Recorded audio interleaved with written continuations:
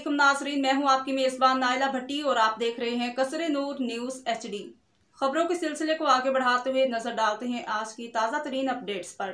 खबर शामिल करते हैं गुजरात के गांव मोजाचक कमाला से, जहां पर कब्र और नाश की बेहुरमती का मामला किया गया। DPO गुजरात ने वाकया का नोटिस लेते हुए SP इन्वेस्टिगेशन DSP सदर SHO टांडा को फौरी मौका पर भिजवाया।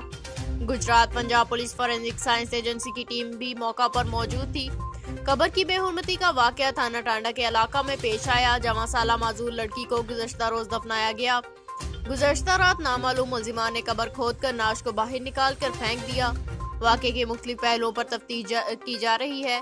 पुलिस का कहना है कि नामालूम मुल्जिमान के खिलाफ मुकदमा का इंदराज किया जा रहा है। वो जल्द अज जल्द तमाम मुल्जिमान को पकड़कर सख्त से सख्त सजा दी जाएगी। Report Adnan Chaudhary, bureau chief, Kasre Noor news HD Gujrat. अब तक के लिए इतना ही। मज़ीद खबरों और अपडेट्स के लिए देखते रहिए कसरे नूर न्यूज़ HD।